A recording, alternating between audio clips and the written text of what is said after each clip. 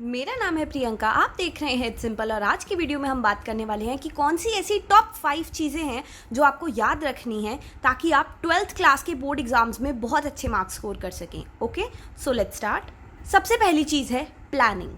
Planning के अंदर सबसे पहली चीज़ तो यही होती है कि हमें सारा सिलेबस एक एम्प्टी शीट ऑफ पेपर पे लिखना होता है। बहुत बच्चे फर्स्ट स्टेप करते ही नहीं हैं। उन्हें लगता है कि हमें सिलेबस तो पता है, पर ऐसा कुछ नहीं है। तुम्हें पता है का ये मतलब नहीं है कि तुम्हें उस सिलेबस को कहीं लिखना नहीं है। सिलेबस को एक शीट ऑफ पेपर पे लिखने के पीछे एक बहुत बड़ा रीज़न है, और वो ये है कि तुम्हारे माइंड में ये चीज़ इवेंचुअली क्लियर हो जाती है सिलेबस को लिखने के बाद कि क्या क्या ऐसी चीज़ें हैं जो तुम्हें करनी है। हो सकता है कोई ऐसा चैप्टर हो सकता है कोई ऐसी चीज़ हो जो तुम याद करना भूल गए हो, और इवेंचुअली जब तुम उस सिलेबस को एक शीट ऑफ पेपर पे लिखोगे तब तुम्हारे माइंड में क्लियर होगा कि हाँ, ये सारी चीज़ें हमें पढ़नी है। राइट? तो सबसे पहला प्लानिंग में स्टेप यही है कि तुम्हें सिलेबस सारा लिखना पड़ेगा एक प्रॉपर शीट ऑफ पेपर पे। फिर नेक्स्ट पॉइंट ये है कि हम सभी को पता है कि एनसीईआरटी बहुत ज़्यादा इंपॉर्टेंट है, पर बहुत बच्चे गलती करते हैं। कुछ पोर्शंस लर्निंग के बच्चे बाद के लिए छोड़ देते हैं। कहते हैं ये वाला पोर्शन बहुत ज़्यादा इजी है, ये तो हम 1-2 दिन में भी लर्न कर लेंगे, तो ये बाद में ही लर्न करेंगे, अभी हम मेन चीज़ों पर फोकस करते हैं। कुछ बच्चे ऐसे भी करते हैं। एक छोटी सी बात है, उसको समझ लो। 15 दिन पहले एग्ज़ाम से तुम्हारी सारी लर्निंग कंप्लीट हो जानी चाहिए ताकि तुम्हें प्रॉपर रिवीजन के लिए टाइम मिले, क्योंकि रिवीजन बहुत ज़्यादा इंपॉर्टेंट है। अगर तुम रिवाइज करके नहीं जाओगे एग्जाम में तो तुम्हारे दिमाग में कॉन्सेप्ट्स क्लियर नहीं होंगे, और इवेंचुअली फिर वही सिचुएशन हो रही होगी कि यार पढ़ा तो था पर याद नहीं आ रहा। वो इसीलिए याद नहीं आ रहा क्योंकि तुमने रिविजन की नहीं है। इसीलिए एग्जाम से 15 दिन पहले तो तुम्हारा सारा लर्निंग पोर्शन कंप्लीट हो जाना चाहिए। और अगर नहीं कर पा रहे हो तो सिर्फ एनसीईआरटी का कर लो, एडिशनल वाला चाहे बाद के लिए छोड़ सकते हो, बट जो मेन टेक्स्ट बुक है उसका तो करके ही रखना 15 दिन पहले एग्जाम से सारा लर्न। ठीक है? फिर रिवीजन के बारे में भी हमने अभी बात करी, और अब बात करते हैं एक्स्ट्रा लर्निंग के बारे में। एक्स्ट्रा लर्निंग क्या होती है? एनसीईआरटी तुम्हारा मेन लर्निंग पोर्शन हो गया। एक्स्ट्रा लर्निंग जैसे कि तुम्हें जो नोट्स, गाइड्स या फिर रेफरेंस मिले हैं जिनका डिफिकल्टी लेवल बहुत हाई है और जिनके कम चांसेस हैं एग्जाम में आने के, पर वो चीज़ें हम फिर भी याद करते हैं to be on a safer side कि हो सकता है 1% अगर ये चीज़ें एग्जाम में आ गई तो 15 दिन पहले तो तुमने सारा एनसीईआरटी का याद कर लिया। अब कभी भी एक्स्ट्रा लर्निंग को रिवीजन के ऊपर चूज मत करना। कभी भी ऐसे मत करना कि तुम एक्स्ट्रा लर्न करने के चक्कर में रिवाइज कर ही नहीं रहे। ये बिल्कुल गलत बात है। पहले तुम्हारी मेन प्रायोरिटी इस तरीके से होनी चाहिए कि पहले तुम्हारी main text book, suppose NCERT, दूसरी चीज़ होगी रिवीजन, और तीसरी चीज़ होगी एक्स्ट्रा लर्निंग। जिस पढ़ाई का लेवल बहुत ज़्यादा हाई है और जिसके चांसेस आने के कम है एग्जाम में, वो है एक्स्ट्रा लर्न। तीसरी प्रायोरिटी उसे दी जाएगी। ठीक है? अब बहुत बच्चे प्लानिंग वाले स्टेप में इस बारे में भी बात करते हैं कि हर दिन का टाइम टेबल किस तरीके से बनाना है। तो पहले तो हो सकता है एक बेसिक सा विजन कि तुमने एक शीट ऑफ पेपर पे लिख लिया है कि तुम्हारे एग्जाम कब से हैं। 7 जुलाई से हैं सपोज, तो 7 को, 9 को, 11 को, ऐसे तुमने एक शीट ऑफ पेपर पे सारी डेट्स लिख ली, और उस पर यह भी लिख लिया है कि किस किस दिन तुम्हारे एग्जाम है। राइट? और जिस दिन तुम्हारे एग्जाम नहीं है उस दिन तुमने एक बेसिक सा प्लान बना लिया कि इन 3 दिन रिवाइज करेंगे और उनसे पहले दिन एक्स्ट्रा लर्निंग करेंगे, और इससे पहले हमारी सारी लर्निंग कंप्लीट हो चुकी होगी। ये तो हो गया हमारा बेसिक विजन। अब इसी को और अगर इलेबोरेट करके समझें तो हर दिन का सेपरेट बनेगा। सपोज तुम 6 o'clock उठ जाते हो मॉर्निंग में, तो 6 से 7 मैं पुराने चैप्टर्स रिवाइज करूंगा व्हाटएवर इट इज। फिर 7 to 8 मेरा टाइम होगा किसी दूसरे चैप्टर के लिए, फिर 8 से 9 ब्रेक, फिर 9 to 10 रिविजन, फिर 10 to 11 चैप्टर नंबर 2। राइट? इस तरीके से तुम्हारा एक डिटेल्ड प्लान बनेगा हर दिन का अलग से।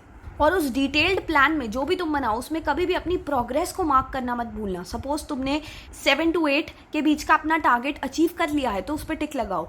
8 से 9 ब्रेक ले लिया तो उस पर टिक लगाओ। फिर नेक्स्ट तुम्हारा टारगेट जो था 9 to 10 का, वो तुम कंप्लीट नहीं कर पाए तो उस पर क्रॉस लगा दो। अब ऐसे करने से क्या होगा? ऐसे तुम्हारे दिमाग में क्लियर होती जाएंगी चीज़ें कि क्या क्या चीज़ें अभी तक तुमने की हैं और क्या क्या नहीं की हैं। इससे तुम्हें पता चलेगा, तुम्हें इस चीज़ का अंदाज़ा लगेगा कि तुमने अभी तक अपना कितना टाइम वेस्ट किया है, और क्या तुम अपने गोल की तरफ मेहनत कर भी रहे हो या नहीं, और तुम्हें कितनी और ज़्यादा मेहनत करने की ज़रूरत है। ठीक है? Point number 2, remove distractions. अभी यहाँ पे जैसे मैंने पेन रखा हुआ है तो तुम्हारा सारा फोकस इस ऊपर वाली लाइन पे जा रहा है। थर्ड पॉइंट तुम नहीं देख पा रहे हो। ये क्यों हो रहा है? क्योंकि मैंने इस पॉइंट को हाईलाइट कर रखा है एक तरीके से, क्योंकि मैंने बाकी डिस्ट्रैक्टिंग पॉइंट्स को, बाकी डिस्ट्रैक्शंस को हटा रखा है, तो तुम्हारा ध्यान सिर्फ इसी पॉइंट पे जाएगा, रिमूव डिस्ट्रैक्शंस वाली पे।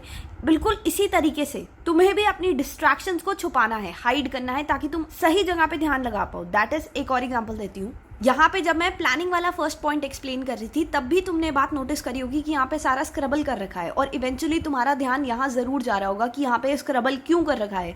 वो इसीलिए सेकंड पॉइंट को एक्सप्लेन करने के लिए कर रखा है ताकि तुम्हें चीज़ समझ आए कि इस स्क्रबलिंग की वजह से तुम कितना ज़्यादा डिस्ट्रैक्ट हो रहे थे जब मैं फर्स्ट पॉइंट तुम्हें प्लानिंग का एक्सप्लेन कर रही थी। हो रहे थे ना? हो रहे थे, डेफिनेटली हो रहे थे, क्योंकि जो डिस्ट्रैक्शंस हैं वो हमें मेन पॉइंट्स पे फोकस नहीं करने देती। और हमारी लाइफ में, एक स्टूडेंट की लाइफ में मेन डिस्ट्रैक्शन क्या होती है? फ़ोन, टीवी, वीडियो गेम्स और क्रिकेट, राइट?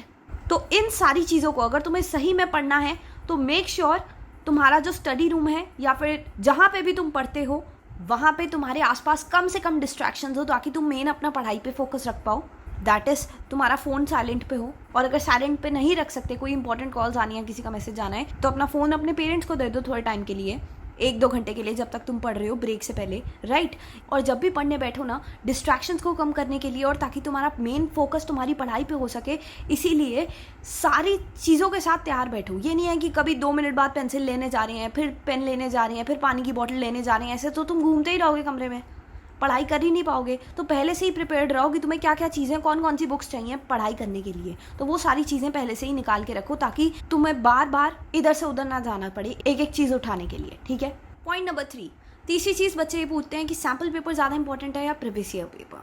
अब इस बात में हर बच्चे की अलग राय होती है। कुछ बच्चे कहते हैं कि प्रीवियस ईयर इंपॉर्टेंट है, क्योंकि प्रीवियस ईयर पेपर में से हमें आइडिया लग जाता है कि किस तरीके से पढ़ाई करनी है, और कुछ बच्चे कहते हैं प्रीवियस ईयर तो आ चुका है, तो अब हमारी मदद करेगा सैम्पल पेपर, राइट? तो इस बारे में बहुत ज़्यादा डिस्कशन होती हैं और हर बच्चे की अलग राय होती है कि सैम्पल पेपर ज़्यादा इंपॉर्टेंट है और प्रीवियस ईयर ज़्यादा इंपॉर्टेंट है। इसमें मेरा पर्सनल ओपिनियन ये है कि हाँ, डेफिनेटली सैम्पल पेपर और प्रीवियस ईयर पेपर्स दोनों इंपॉर्टेंट हो सकते हैं, और हाँ, प्रीवियस ईयर पेपर से तुम्हें पैटर्न भी पता चलता है कि किस तरीके के क्वेश्चन आने के ज़्यादा चांसेस हैं। पर इवेंचुअली अगर तुम दिमाग से लॉजिकली सोचो ना, तो सैम्पल पेपर और प्रीवियस ईयर पेपर्स को बनाया कहाँ से जाता है? उन्हें भी एनसीईआरटी और मेन टेक्स्ट बुक में से ही बनाया जाता है। तो अगर तुमने अपनी एनसीईआरटी मेन टेक्स्ट बुक कर ली है तो तुम्हें इन दोनों की इवेंचुअली ज़रूरत नहीं है।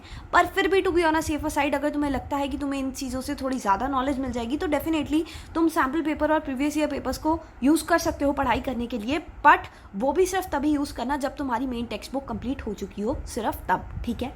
अब आता है 4th point, and that is time से पेपर खत्म करना, ताकि तुम्हें रिवीजन का टाइम मिल जाए पेपर को रिवाइज करने के लिए। अगर तुमने पेपर अपना टाइम से खत्म कर लिया तो तुम्हें इवेंचुअली रिवीजन का टाइम मिल जाएगा, और जब हम फ्री होते हैं और अपने पेपर को एग्जामिनेशन हॉल में बैठ के रिवाइज कर रहे होते हैं, तब 4-5 मिस्टेक्स तो, सिली मिस्टेक्स तो ऐसी निकल आती हैं पेपर में से।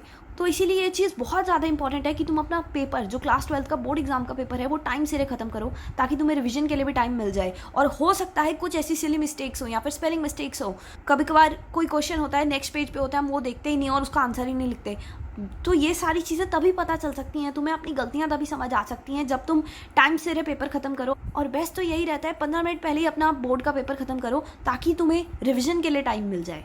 तो इस पॉइंट को अप्लाई करने के लिए रियलिटी में तुम्हें, स्पेशली इंग्लिश के एग्जाम में बहुत बच्चों का पेपर छूट जाता है, एक चीज़ ज़रूर करनी है, और वो ये है तुम्हें टाइम का ध्यान रखना है। टीचर से टाइम तुम पूछ सकते हो, एग्जामिनर तुम्हें टाइम पूछने के लिए कुछ नहीं कहेगा, डेफिनेटली तुम उनसे टाइम पूछ सकते हो। और इस बात का ध्यान रखो कि तुम कितना टाइम दे रहे हो अपने एक एक आंसर को।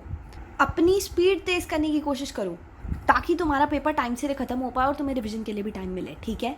अब बात करते हैं 5th पॉइंट के बारे में, दैट इज़ तुम्हें पॉजिटिव रहना है। बहुत ज़्यादा नेगेटिव सोच अच्छी नहीं है बोर्ड्स के लिए। बहुत बच्चे स्ट्रेस्ड हो जाते हैं और इवेंचुअली पढ़ाई नहीं कर पाते। क्यों? क्योंकि अगर तुम नेगेटिव थिंकिंग रखोगे ना, तो वो नेगेटिव थिंकिंग तुम्हें डिप्रेशन में ले आएगी और इवेंचुअली तुम पढ़ाई कर ही नहीं पाओगे। तो इसीलिए पॉजिटिव थिंकिंग, एक पॉजिटिव सोच रखनी बहुत ज़्यादा ज़रूरी है कि तुम्हारे क्लास 12th में अच्छे मार्क्स आएंगे। अगर तुम पहले ही सोचते रहोगे कि कैसे मार्क्स आएंगे, पता नहीं, मैंने तो पढ़ाई भी ठीक से नहीं करी, अगर यही सारी चीज़ें सोचते रहोगे तो इवेंचुअली तुम्हें और डर लगने लग जाएगा और तुम बिल्कुल भी अपनी पढ़ाई पे फोकस नहीं कर पाओगे। तो इसीलिए अगर अपनी डर को हराना है, अगर सही में क्लास 12th में अच्छे मार्क्स लाने हैं, तो पॉजिटिव रहो, पॉजिटिव थिंकिंग रखो। बिल्कुल भी नेगेटिव जोन में मत सोचो कि अच्छे नहीं होंगे एग्जाम्स, क्योंकि एक पॉजिटिव थिंकिंग ही तुम्हें वो एनर्जी देती है, वो ताकत देती है, तुम्हें वो हिम्मत देती है पढ़ाई करने की और आगे बढ़ने की, ठीक है? तो पॉजिटिव रहो और अब पढ़ाई करनी शुरू कर दो, क्योंकि बहुत कम टाइम रह गया एग्जाम्स में। So all the best for your exams, and that's it for this video.